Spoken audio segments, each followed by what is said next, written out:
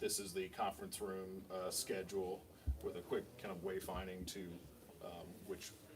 how you get to those conference rooms.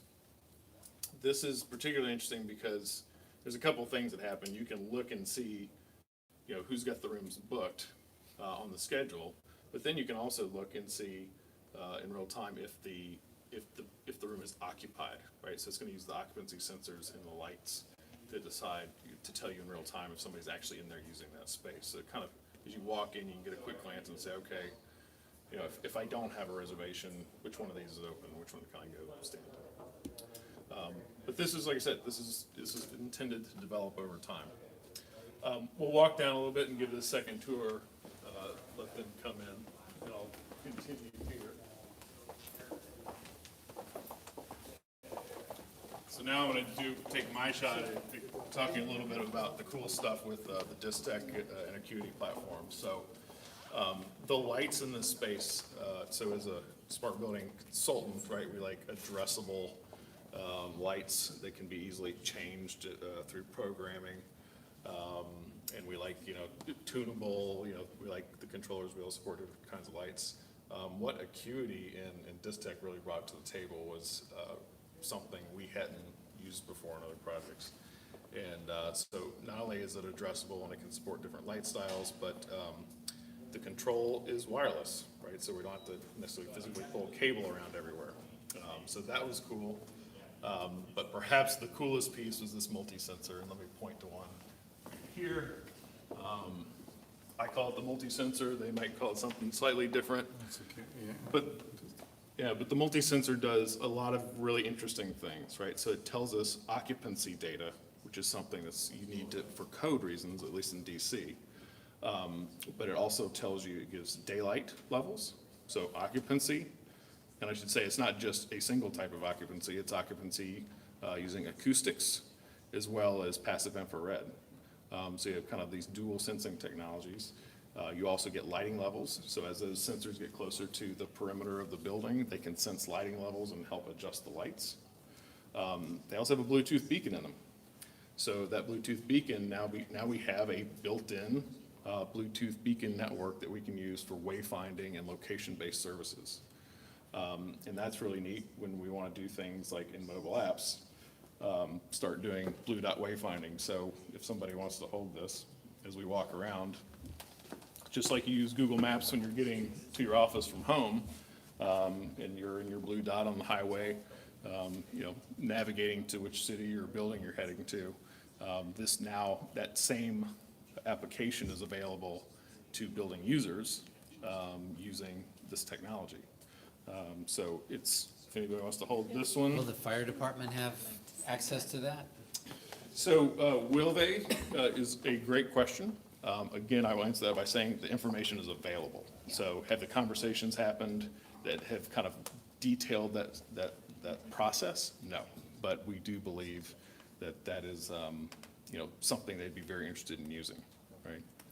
In passing, this is the same exact technology, all Target stores, 1,800 stores of Targets. We just finished implementing exactly the technology you described for the same reason. So if you go to a Target store, you open the app, it will give you a Bluetooth and it will guide you to wherever you want. So but it's in a retail environment. For Jan's perspective, and here in a commercial building, there is different application, back to what you said about finding the application that makes the most sense for the tenant and the building. But it's the same technology. And from the retail world, a similar technology that's here as well is visible light communications. Yes. So that's yet another technology that's built into this.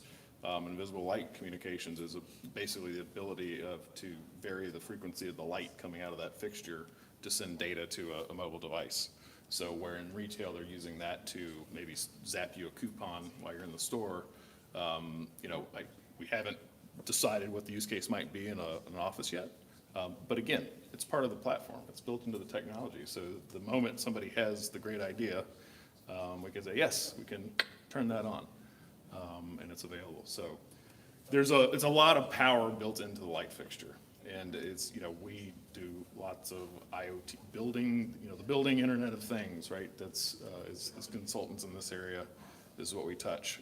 Quite a few of those things have been consolidated into these light fixtures, and that, for us, that really made it an easy project. There's a lot of functionality that came in a single light fixture, so. I have a question. Are there any detection intrusion systems in the building? Like physical intrusion? That would be part of the access control system. So any, force lock, things like that. Also the video cameras, the IP video cameras that sit on the network. We have a variety of different analytics packages that we can run on those cameras. And those analytics packages are things like, the camera can detect if a human being has gone horizontal, for instance, right? And that can send an alert. So that data is also pulled back into the same platform, so it's available. It's just, quite frankly, we have more functionality available than we have people figuring out how to convert it into hardened process right now. And that's just because most of this has come online. And so that's really the next phase we're pivoting into is, okay, we've got this amazing tool, we have this platform, how do we really use it better to do our jobs? But yeah, so video analytics is one way, and then the access control system in general. We'll keep moving as I see them. That, as an aside, that lighting technology is called a connected luminaire. Right. Some of you guys pioneered, right? Correct. So it's battery pack, a driver, sensors, you can, and a wireless device within there. That's very cool. Just the Bluetooth. Yeah, it's Bluetooth. Okay. And so, and I actually got it Or turned it's around, but VLC, as Jan That's using mentioned. Bluetooth and VLC, and So if you VLC tap is that another button, then it'll actually give the view of how you're walking. yeah. Right. So that it's right. more the GPS, so as we look, we should walk forward. So they're beaconing from each device, and we're aggregating that No, it's trilateration, and Right. finding out where resilience is. So yeah, it's using, but let me state it another way, it's a Bluetooth beacon network. So whether or not you're using it for, blue dot wayfinding or location-based services, which I should be able to show you in a second, it's a platform element. Yeah. So when do we want to use your position in the building to do something, right?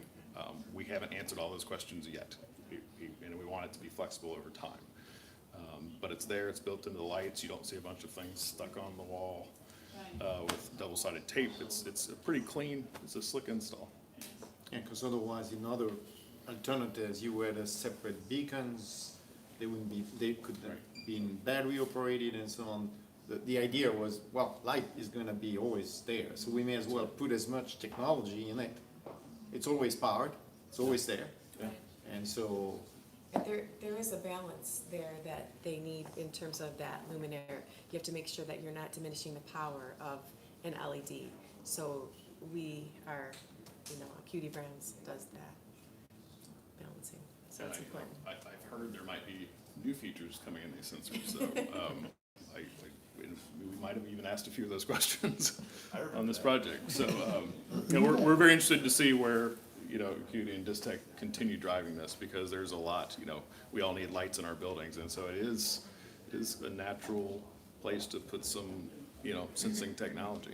To your point, respond to your question about the fire department. We've seen cases now where the fire department can respond to a smart building like this because you have the technology and the platform, and they can actually find out which water, where to connect the hoses to, where it has the best pressure to connect their fire hoses to, because that information's available. And as they get there, they're able to get that information. And then the acoustics now. So when we're hearing these bad things that happen inside schools and malls, whatever, with a shooter detection. And so what they do then is that immediately you can send information to people, whether it's three things to do: you run, hide, or fight. Supposedly that's an option. But you could tell people which way to go, where the incident is, and which way to evacuate. So it seems like you guys got that all here too. You just need to apply it. Yeah, so I'd like to use a similar kind of example. Not enabled yet, but again, everything is in place. So if we have a fire event, let's just say, and it's here on the second floor, it's in this northwest corner. The fire alarm, which is plugged into this same data aggregation platform, sees an alarm come up, the data aggregation platform says, aha, alarm, go ahead, command lights up to 100% in that area, right? Go ahead and flag, making the primary camera at the security guard's desk, the camera in that area, right? And then we theoretically can then take that information and serve it up to a first responder. Right, right. It's just a matter of dialing out the process. But again, the groundwork's been laid. It's here, it's available, it's, like I said, the sky's the limit. We just need more creative thinkers, taking advantage of it. Yeah, so I'm curious, are you guys tuning the lights at all? You know, we hear a lot about the $300 rule, which, the color of the light can affect people's productivity. Are you doing any of that here? Not in this space, but the controls platform, and these guys can talk a little bit more about that. One thing we liked about the controls platform was that it supported that tunable lighting. And, so if a tenant comes in and they want to implement a circadian rhythm amenity, right, because it's maybe a call center or something, that same control system could handle that. We didn't want to have to bring in another manufacturer or vendor to support that. So while it was not implemented in this space, the system has that capability and that function. And it seems like you guys, it's just a matter of changing the program, right? Correct. I mean, because it's there. In the luminaire, right? It could change the fixture. You could need a couple different color diodes in there. And what you do is you color mix them to get the output you want for that time of the day or that time of the cycle you're chasing. But the lighting control system will marry those colors together to get that exact CRI color rendering that you want out.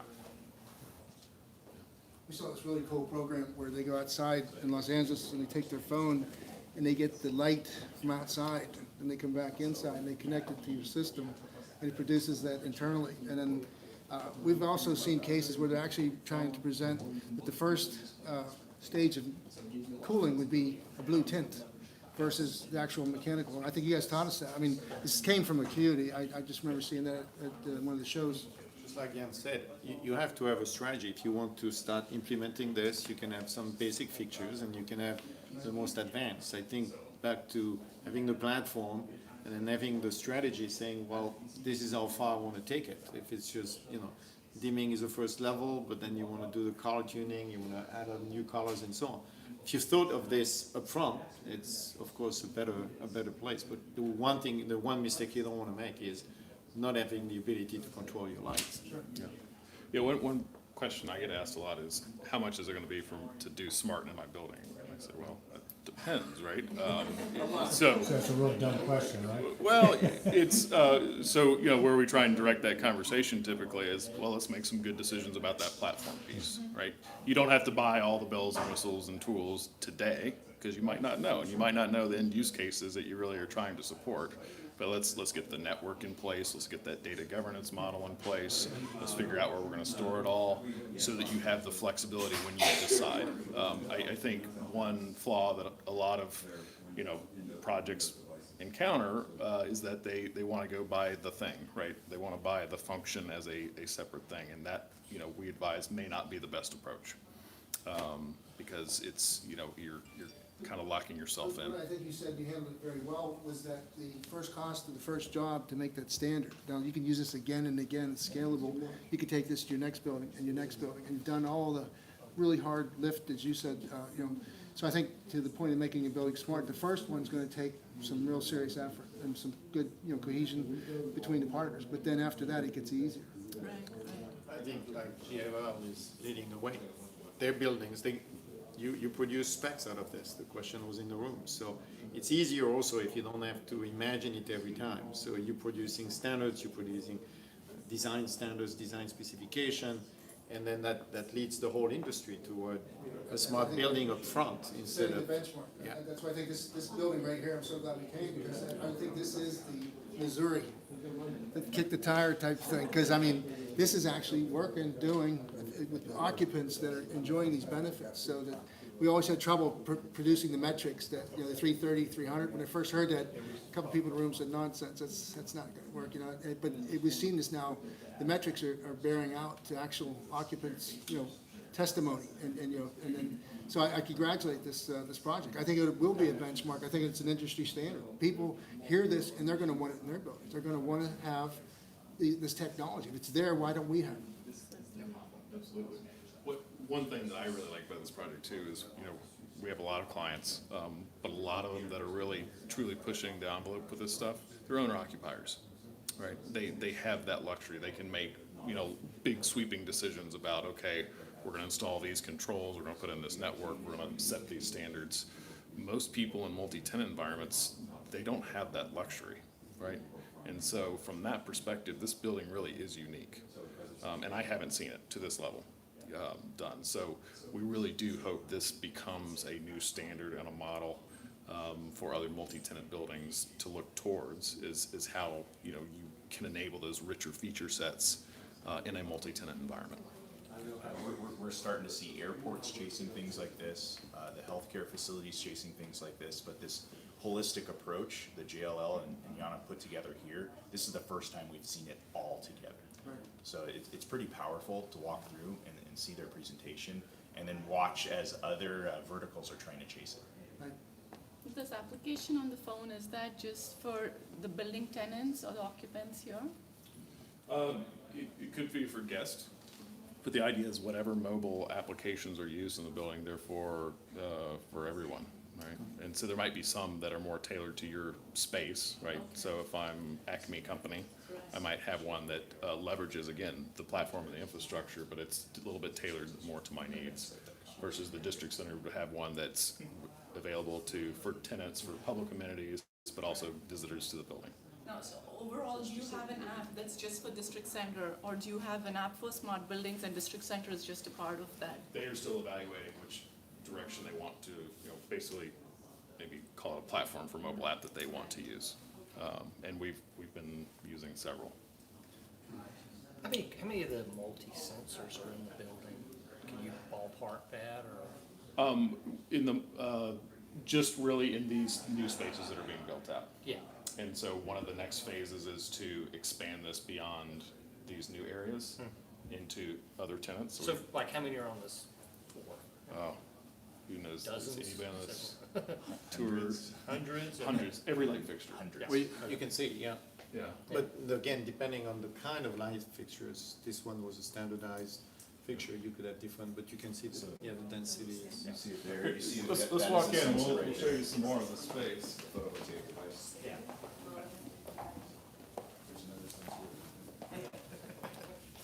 So a couple, you'll see them integrated in different places. So, the architects don't always, they have their vision. And so in this case, the multi-sensor wasn't part of the light, but so it had to become a separate element.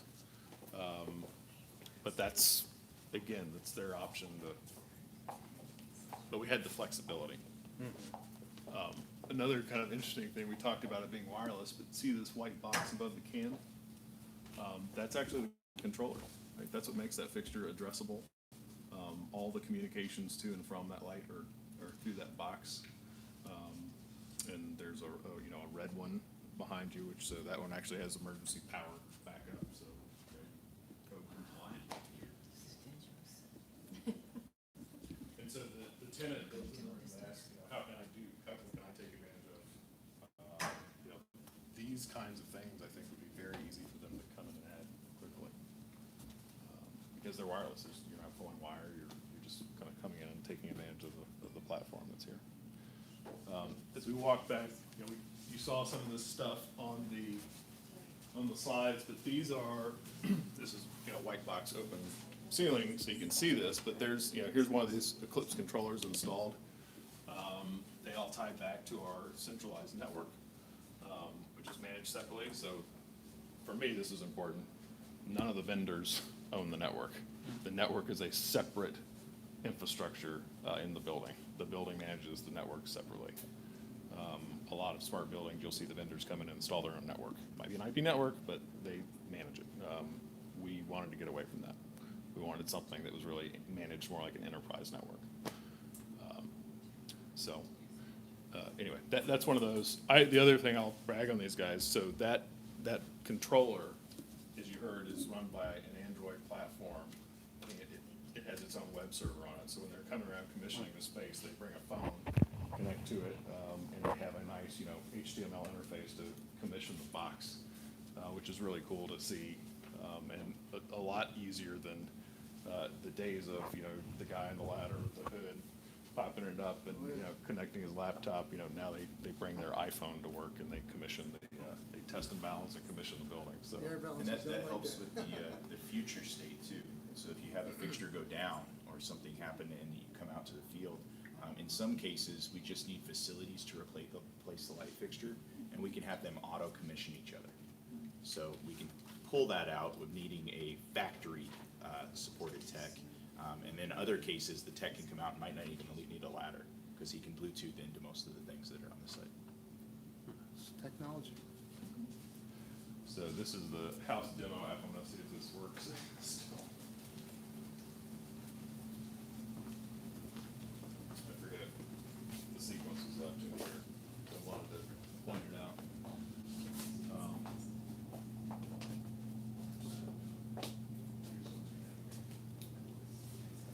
I do believe this app was recently updated, so I'll describe it to you.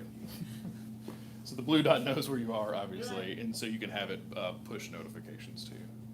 And so we came into the space and before we rebooted it, it said, welcome to the pantry, right? And, but it couldn't be more than just the pantry, right? It could be, if you're a guest, welcome to our space. Anything you would want to push through the mobile app device based upon your location, you could do. And again, you got the tools, bases there to do that. So you talked about ordering through foods, right? So would they know that you're seated in this area or this section to deliver the food, or do you have to go up front and pick it up? So we haven't done it here, but I will tell you, we have other clients that literally have robots delivering lunch to your desk. So it depends on how far you want to take it. What it does require is an indoor positioning system, which we Right. have. Yes. So yeah, it's truly as far as you want to take it. And I'm So you not have the kidding, there are capability. literally robots that will deliver lunch to your desk now. This is a robot right here. Yeah. Computer, tea, Earl Grey, hot. Yeah, I think it's all about location and, positioning that. Yeah.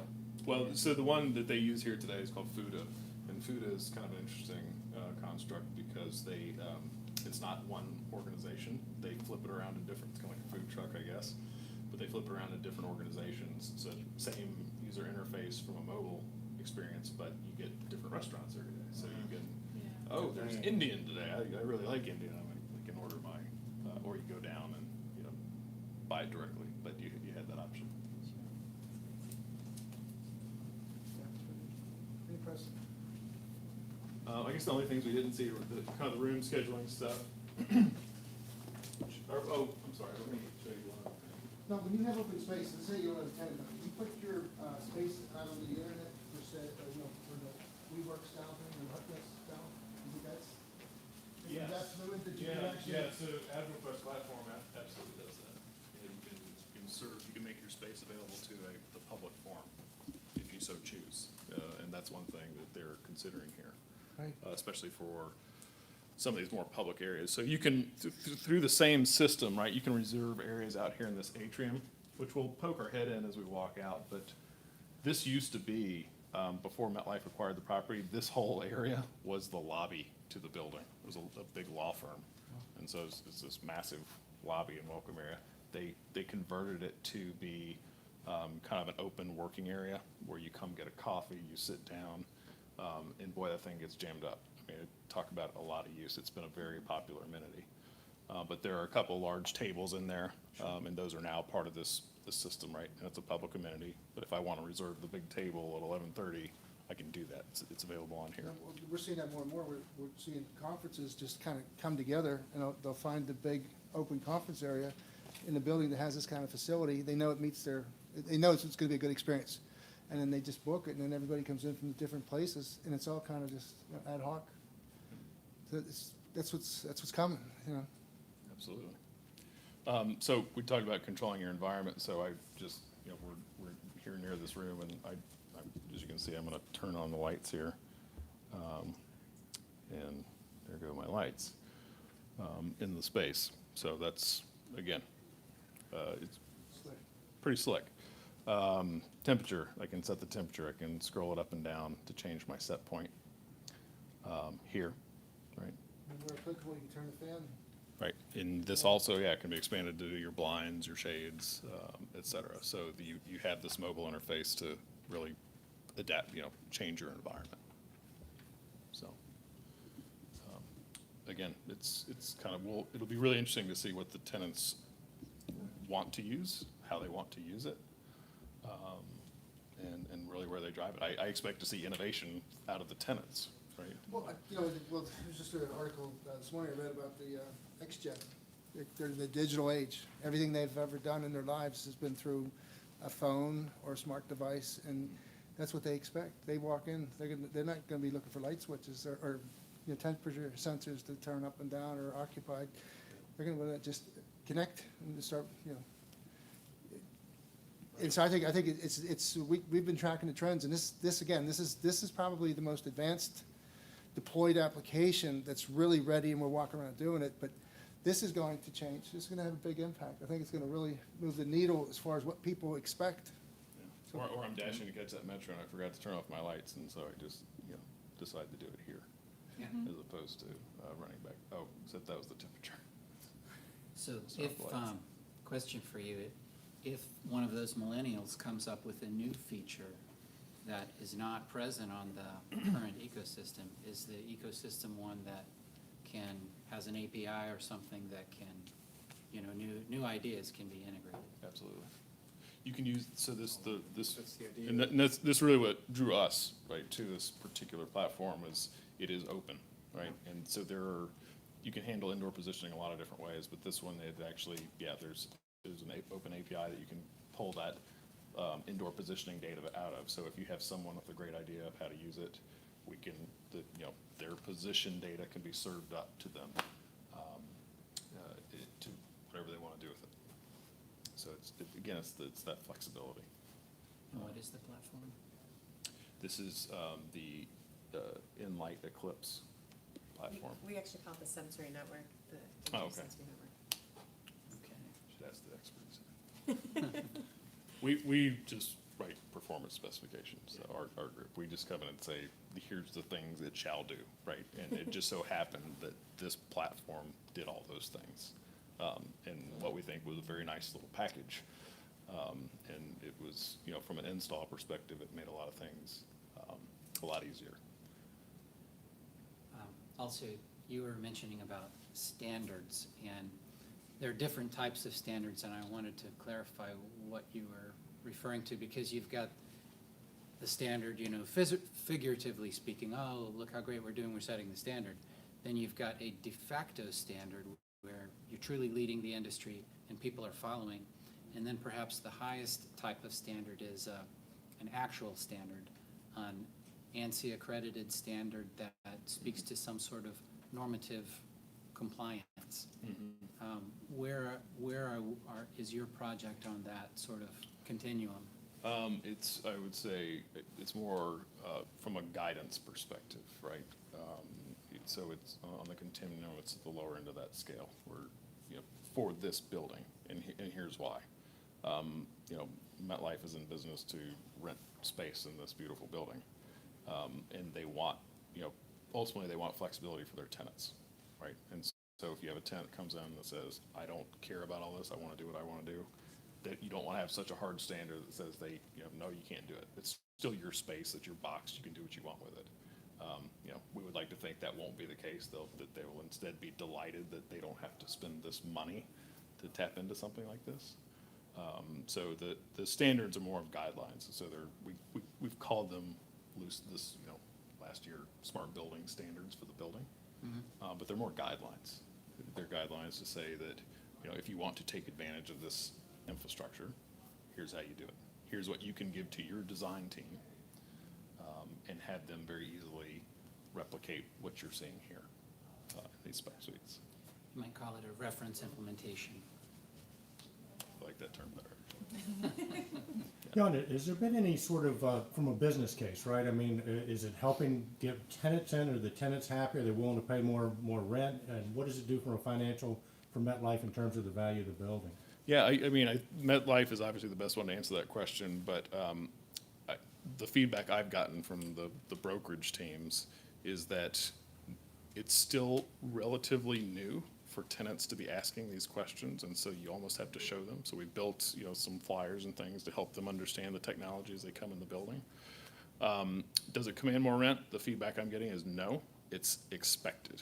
So it's kind of like when LEED came out and people asked the question, does LEED get me more rent? And maybe in certain circumstances you get a little bit, but by and large, it's not, it's more of, okay, am I gonna rent at the LEED building or the non-LEED building? And so again, it's back to that differentiator in the market. So I think we're seeing more of that than it is, we're gonna get higher rents. But it does generate, I've been around on a couple of these tours, and depending on the company, and you won't be surprised, but the technology companies that have come into the space and they see this stuff, they're like, fantastic. Because this is where they're trying to drive their own office environment, and a lot of them actually understand what it takes, so they get this, and they know it's going to make their lives a lot easier. So it is changing the leasing process, and I think time will tell just how much it and how quickly it changes it. But the tenants have to ask the right questions also. They have to know they want it. Okay. Any other questions? We'll meander back down the hallway. I'll show you the resource, the booking tools. Can you charge someone for their utilities, like just theirs, or is it more, as the standard in buildings everywhere, you just pay your flat fee, your rent, and including all the utilities? No, that's a really interesting question as well. So the same platform, not only does it support lights and HVAC, it supports energy meters. So the energy meters in this space, again, plug into that same platform, box just like what you saw there. And so there's the platform where you can meter down to whatever level you want, right? And you plug it into the same platform that we've got in place. So you don't have to buy a new thing or a new system or a new vendor. You just buy some CTs and you kind of plug it in. So if the building wanted to, or maybe if the tenant wanted to, say, we're a really green company, energy is very important to us, we only want to pay for what we use. I'm obviously not negotiating lease rates and leases here, but they could do that, right? And we have a platform here that you could put meters in, and you could you could dial it down to a very precise level in terms of what you use for lighting, HVAC, plug loads, you name it. And then you could, potentially negotiate that with your landlord. That's a very powerful option. Even if it's not just an outright billing for just your utilities, you could gamify it and have the building management buy lunch for the office that does the best job moving their needle. Yeah, it's interesting. So I've had other projects I've worked on where we've tried this theory with energy, right? So we're going to meter all we had a laboratory, and so every lab bench, right, we metered individually with the idea that we were going to,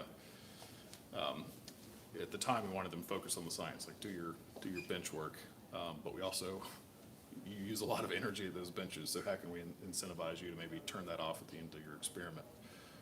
And so we did that. We metered just the bench, and we gave it to everybody to see if they would start changing their behavior. In the academic world, they don't. No. It's like, my science is my science. Got to leave it alone. But it is an interesting question, and I think to make those programs successful, you really need that internal champion to be there and drive the program. So organizations, and we didn't talk a lot about it, but it's very important, the way we staff our buildings and the workplace is changing, right? Somebody really does have to be keeping an eye on all this technology stuff and using it, because it's one thing to install it, it's a very different thing to use it. And so we need people who are trained on how to use the systems, take the data, get it in front of the tenants and the employees so that they're using it in a meaningful way. Because it doesn't happen overnight. You're changing, this is a change management program that has to occur, and you've got to help people get there and use it. So Jan, you're taking the data, and I know Acuity has in their, the portfolio of products, DG Lux, I guess, is one of their data analytics platforms. I'm not sure which one you're using, but are you guys seeing benefits from operational expenses being reduced from using the data analytics, or what level have you taken that? Yeah, absolutely, and I think we're just scratching the surface, quite frankly. So I mentioned 15 to 20% reduction in energy just by getting, again, all the systems connected in those sequence of operations where you can really just dial in, let's use resources only when they're needed. That quite frankly was the low-hanging fruit. On top of that, we've now got analytics packages that are identifying other energy savings. And that analytics package can also be used by the engineering team, right? So as they, use their resident knowledge and kind of, their engineering mindsets, they can add in new rules, right? So they can even go deeper. And they we'll see. But again, it's an adaptable platform. It's amazing, because you theoretically, you can just keep improving and tweaking it. Like Fridays, people start leaving, so you're doing an occupancy count. You're starting to, set your chiller back. You're doing things automatically. But and I think what's important in the technology, what it does is it takes a lot of that human interruption out of the equation. It puts it into the machines are talking machines, and so it's a lot of uninterruptible savings. In other words, like you were saying about the light switch being left on, imagine those days when you drive, and I think geographically, to your point, like California, I was out there recently, and they're so into what you're saying. The people feel obligated and responsible to be part of the program, to be part of the cybersecurity program or the green program. And they wouldn't know how they could participate, and then you saw the people that have the ability to do that on their phones, turn on the heat, turn on the cool. Well, that kind of is coming towards from West Coast to East Coast, but not very fast. So it's going into major metropolitan areas where they have a real urgent need for energy, but a lot of the lagging behind is because they don't have that champion you're talking about, or that person that understands technology is going to make an effort to apply it. So it's definitely a change of behaviors, and it takes time. Yeah. Well, and back to this owner-occupier versus multi-tenant. If you have a progressive owner-occupier, it's a lot more likely that they will hire someone to be the champion of change, or a partner to be the champion of change and make this stuff happen. In a multi-tenant environment, they haven't had to do that, right? There hasn't, the landlord owns the building and they don't want to lease space. They're not going to try and change the culture of however many dozen organizations are in that building. So it is tricky, and that is what has made this truly interesting. Is how do you start to spark the change and get people using it? So we'll see. I think a lot of it's TBD, but where will those champions come from? Is I guess. You have to create those aha moments like